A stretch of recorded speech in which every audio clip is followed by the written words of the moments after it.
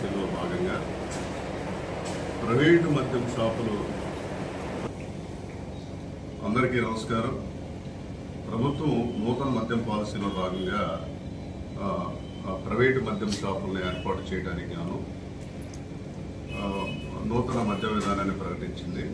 ఈ విధానంలో భాగంగా నిన్న పల్నాడు జిల్లా గౌరవ కలెక్టర్ అండ్ మేజిస్ట్రేట్ గారి చేతుల మీదుగా మద్యం షాపులకు గెజిట్ విడుదల చేయడం.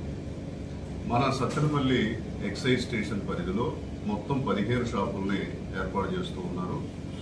వాటిలో సత్తెనపల్లి మున్సిపాలిటీలో 6 షాపులు, ఒక్కో షాపుకి వార్షిక లైసెన్స్ ఫీజు 65 లక్షలు గాను, సత్తెనపల్లి రూరల్ మండలంలో 5 షాపులు, వాటి యొక్క వార్షిక లైసెన్స్ ఫీజు కూడా 65 లక్షలు గాను, ముప్పాళ్ళ మండలంలో 2 షాపులు, రాజుపాలెం మండలంలో 2 షాపులు, వాటి యొక్క వార్షిక లైసెన్స్ ఫీజు 55 లక్షలుగా నిర్ణయించి గెజిట్ను విడుదల చేయడం జరిగింది.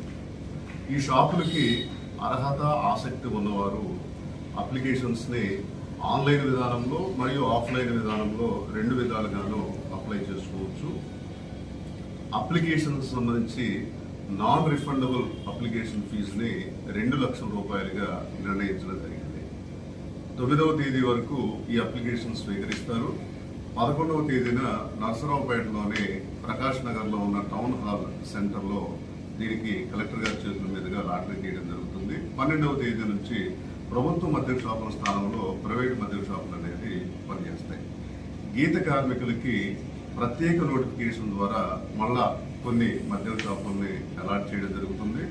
ఆసక్తి ఉన్న వారందరూ కూడా ఈ విధి విధానాలను అనుసరించి మద్యం షాపులకి అప్లై చేసుకోవచ్చు. Sattenapalli excise inspector PH Kumar. Thank you.